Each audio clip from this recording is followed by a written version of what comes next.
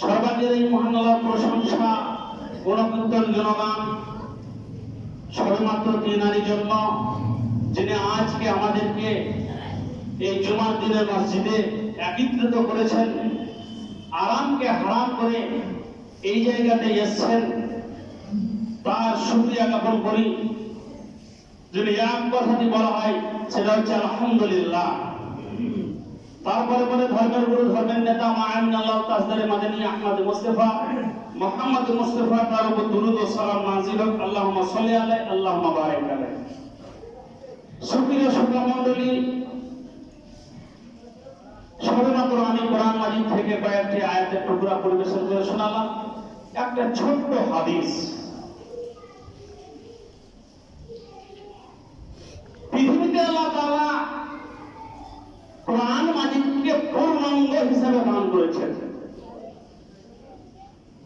শুধু আমাদের কল্যাণের জন্য।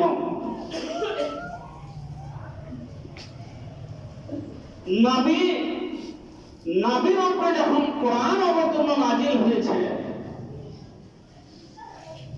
তো হওয়ার সাথে সাথে সব বিধান বস্তু যতগুলো আছে হালাল হারাম সব শিখিয়ে দিয়ে গেছেন।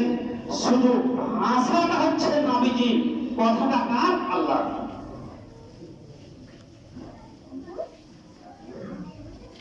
আজকে আমরা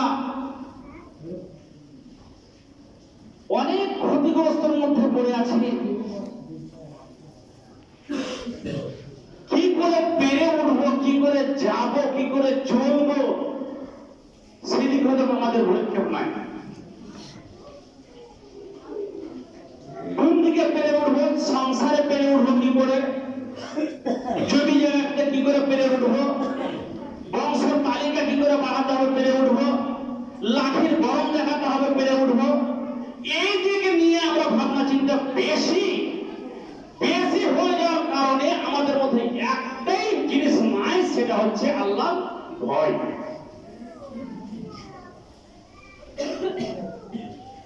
আজকে পৃথিবীর দিকে তাকিয়ে দেখেন, আপনার গ্রামের দিকে তাকান, অন্য গ্রামের দিকে তাকান, যত যা হচ্ছে টেলিভিশন আর মোবাইল আর ইউটিউব আর ফেসবুক, যত যা শুনছেন দেখছেন,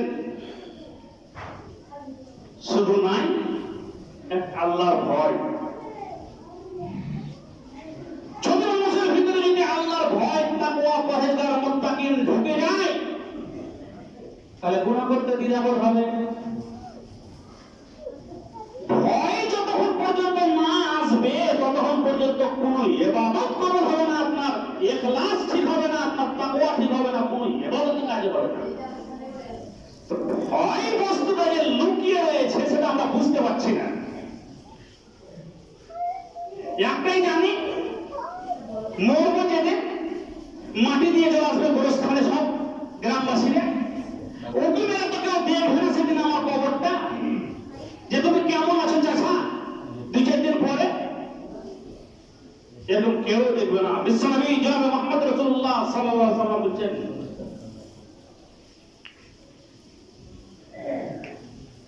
যার গুনাহ আগে পিছনের সমস্ত মাপ, সেই লোকটা হযরতে আবু বকর ইবনে কাসিরের ঘটনা।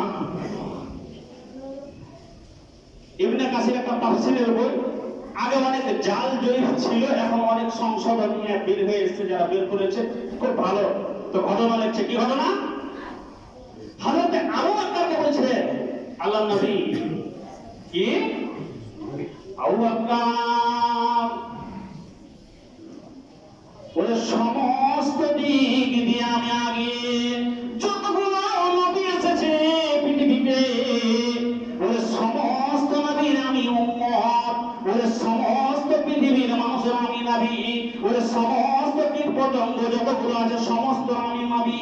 বলে নবী হয়ে আমার কিছু কিছু কোরআনের মধ্যে এমন সূরা আছে যাকে আমি যখন তেলাওয়াত করি তার মধ্যে সব বুঝাইতে বড় সূরা হচ্ছে সূরা হুদ। বলে হুদ সূরাটা যখন আমি তেলাওয়াত করি, বলে আমার শরীরে ঝাঁকানি চলে আসে, আল্লাহর ভয়ে আমি থরথর থরথর করে কাঁপতে থাকি।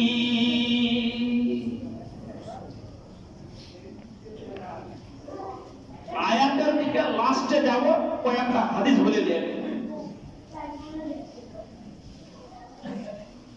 আল্লাহর নবী বলছে আমার ভয় হচ্ছে, নবী কি জিনিস আপনার মতন আমার মতন? আমাদের নবী ছিল নাকি? নবীর যদি ভয় হয় তাহলে তারই উম্মত আমরা, আমাদের কোনো ভয় নেই? পৃথিবীতে সব জিনিসের ভয় আছে, ভয় নেই শুধু আপনার আর আমার, বাস এইটুকু। ভয় যদি থাকবে তাহলে যত রকমের অশ্লীল কাজ হচ্ছে কোনোদিন হবে না, সব ঠিক জায়গাতে হয়ে যাবে।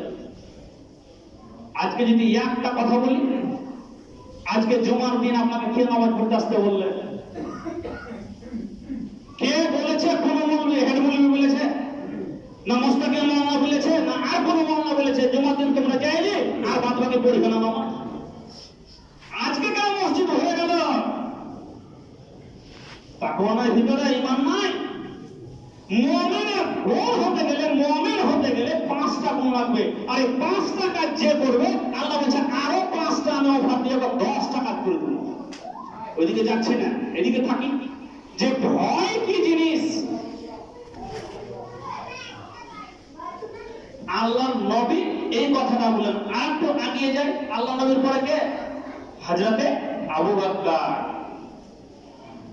আবু বকর আল্লাহর নবীর কাছে একদিন মসজিদে নববীতে বসে আছেন। মুসলিম শরীফের হাদিস, হাদিসটা পড়িনি কিন্তু ব্যাখ্যাটা করে যাচ্ছি। কি কথা? আল্লাহর নবী কাছে একদিন বসে আছেন, সাহাবীরা আল্লাহর নবী বয়ান করছেন জান্নাত জাহান্নাম সম্বন্ধে। হযরত আবু বকর বলছে যে বয়ান শুনে কেঁদে ফেললাম। বয়ান যখন শেষ আমি বাড়িতে গেলাম, বাড়িতে যে বিবি ছেলে মেয়ের সঙ্গে আমি আনন্দ করতে লাগলাম।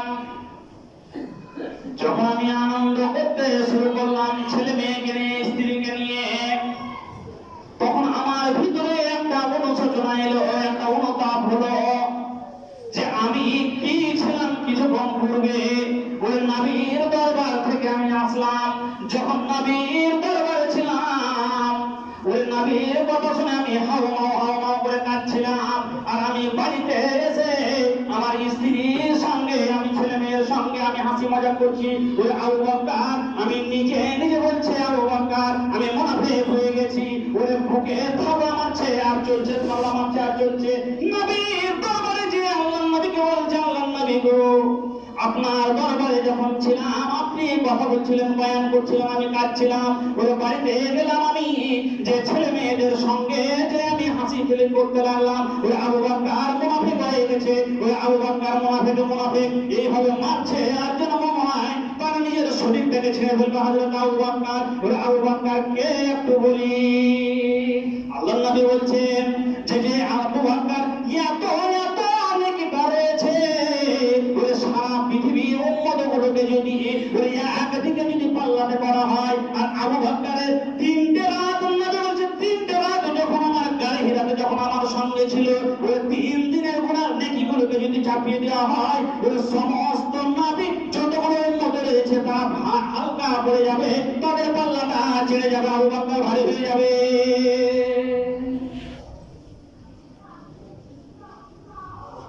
সে আবু বকর যখন আসলেন আল্লাহর দরবারে, আল্লাহ নবীর দরবারে, তখন আল্লাহ নবী বলছে ওটাও একটা ইবাদত। তুমি যে তোমার স্বামী স্ত্রী ছেলে পেলের কাছে বাড়িতে গিয়েছো, ওটাও একটা ইবাদত। হাসি খেলিটাও একটা ইবাদত। তুমি মুনাফিক লও বকর। আর একটু আগিয়ে যায়, খালি পাঁচ দিছে আপনাকে ভয় কি জিনিস। শেষের দিকে আয়াতে আসছি, হযরতে আয়েশা কত দামি মহিলা, এত দামি মহিলা যার বিহার সংবাদ স্বয়ং আল্লাহর কাছে হয়েছে। সেই মহিলাটা একদিন হঠাৎ কান্না শুরু করেছে।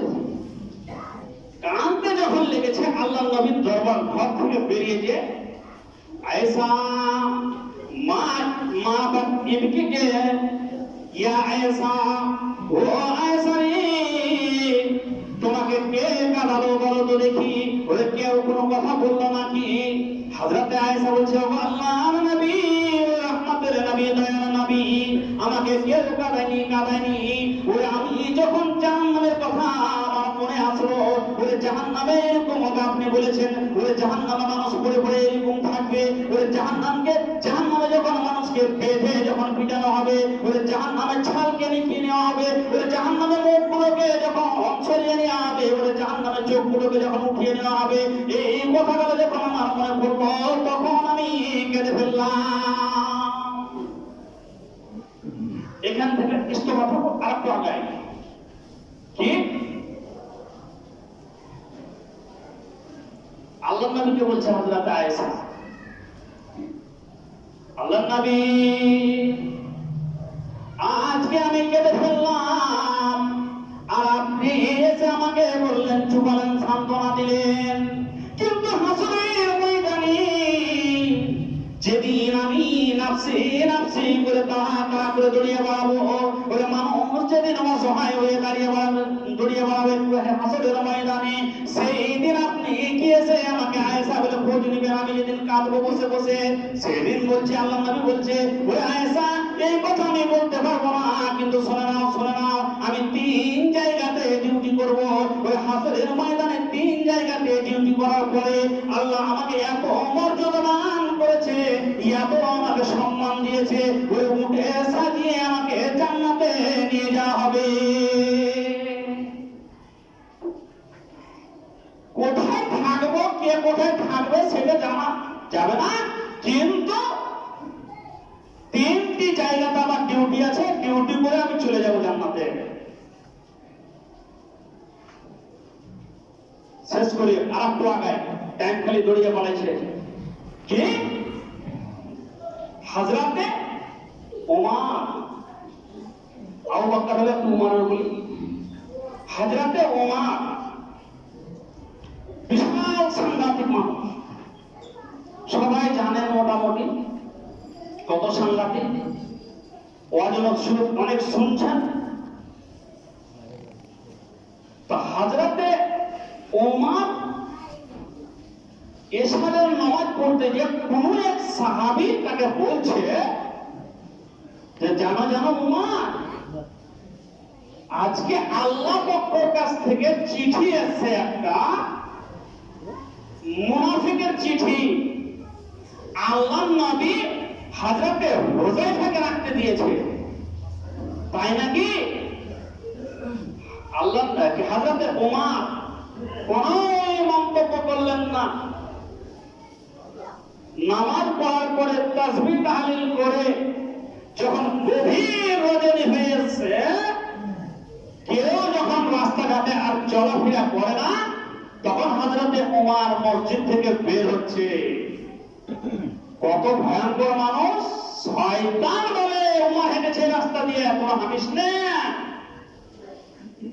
সেই ওমর পিলপিল করে যেমন করে বিড়াল চলে রাস্তাতে আওয়াজ কেউ পায় না ঠিক হযরতে ওমর যেন এইরকম ভাবে চলতে আছে। হযরতে হুযায়ফার বাড়িতে যখন হযরতে ওমর যখন গেছে এমন ভাবে ডাকছে হযরতে হুযায়ফাকে হুযায়ফা ভাই আওয়াজ দিচ্ছে হালকা ভাবে ঠকঠক যেন হালকা আওয়াজ হচ্ছে ওমরের আওয়াজটা যেন হুযায়ফার কানে এসেছে যে মতো কানে আসা ওই ওমর সিংহা এত ভয়ঙ্কর মানুষ আজকে আমার বাড়িতে এত রাত্রে কি ব্যাপার যেমনি ঘুরে দেখছে ওমর কি ব্যাপার হযরতে ওমর যেন চোখে পানি আর যেন চোখ দুটো যেন মুছতে আছে আর বলছে ও হুযায়ফা শুনলাম নাকি তোমার কাছে মুনাফিকের লিস্ট এসেছে ওই আমি ওমরের নামটা আছে কার নামটা আছে আমি সেটা দেখতে চাই না ওই শুধু তুমি এইটুকু বলো যে ওমরের নামটা ওই জায়গাটা আছে নাকি যদি থাকে আজকে রাত্রে আমি মসজিদে নববীতে গিয়ে আল্লাহর কাছে কেঁদে কেঁদে আমি নামটা কাটাবো।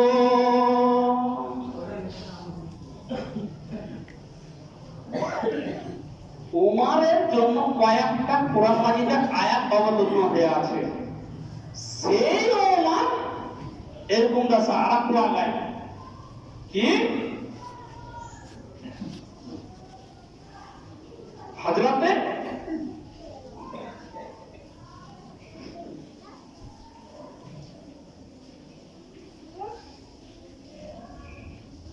আবু সাঈদ খুদরি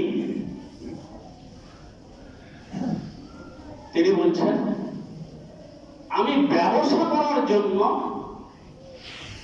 যাচ্ছি, যেতে যেতে রাস্তাতে রাত হয়ে গেছে।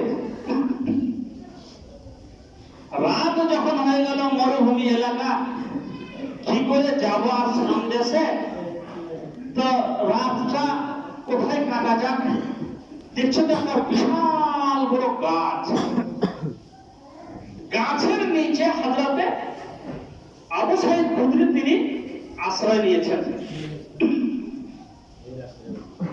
ওখানে বসতে শুচ্ছে, কিন্তু বেচারার ঘুম আসছে না।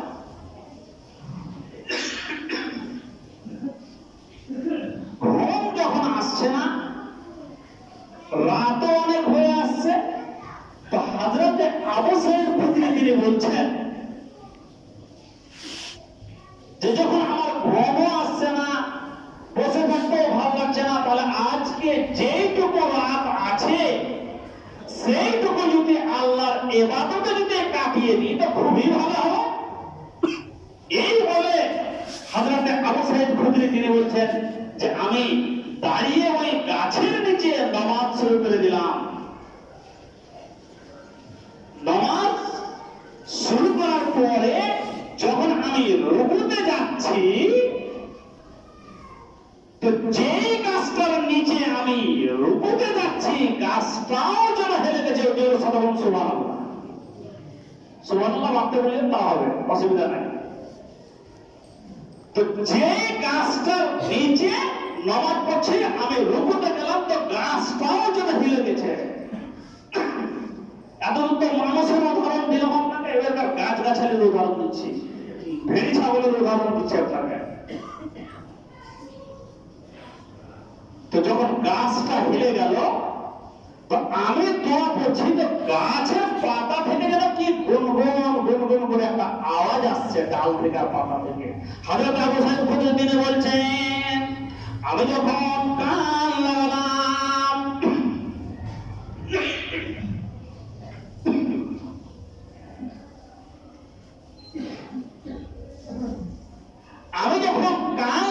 সেই গাছের দিকে, তো গাছের পাতা আর ডাল থেকে যেন ধোঁয়া বের হয়ে আসছে। ধোঁয়া যখন বের হচ্ছে, আবার আমি রুকু থেকে উঠলাম, দিয়েছি দাঁড়ালাম, গাছটাও যেন দাঁড়িয়ে গেল, ঠিক সোজা মতন হয়ে গেল। তারপরে আমি যখন সিজদাতে যাব, তো আমার সিজদা যাওয়ার পূর্বে সেই গাছটা সিজদায় চলে গেছে। কি দোয়া করছে গাছটা?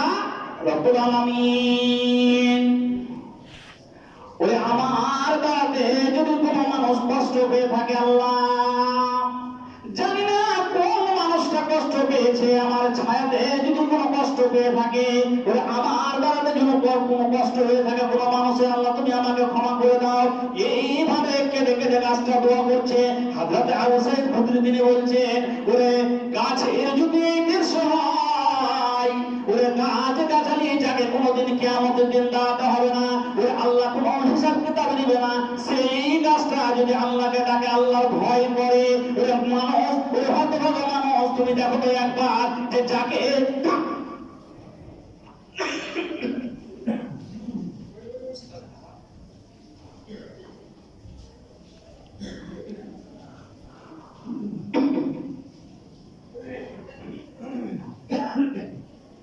হযরতে আবু সাঈদ খুদরি তারপরে নামাজ শেষ করে আর ওই জায়গাতে দাঁড়ালেন না, চলে আসলেন মসজিদে নববীতে। মসজিদে নববীতে যখন আসলেন, এসে আল্লাহ নবীকে সমস্ত ঘটনা শোনালেন যে আমার সামনে এই হয়েছে। দোয়াটা আল্লাহর নবী হযরত আবু সাঈদ খুদরি কোনো মন্তব্য করলেন না। কি বললেন? চলে গেলেন নিজের হুজরাতে।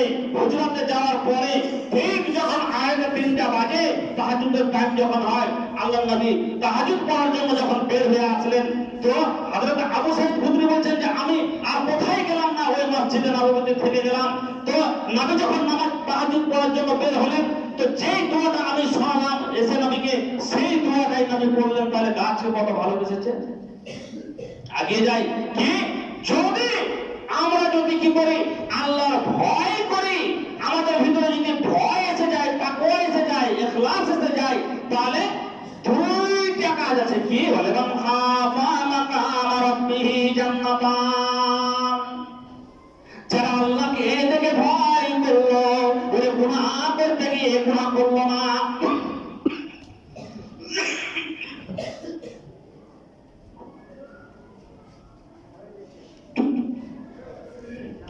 তো তাদেরকে আল্লাহ তাআলা দুইটা জান্নাত দিবেন। আর একটা কি?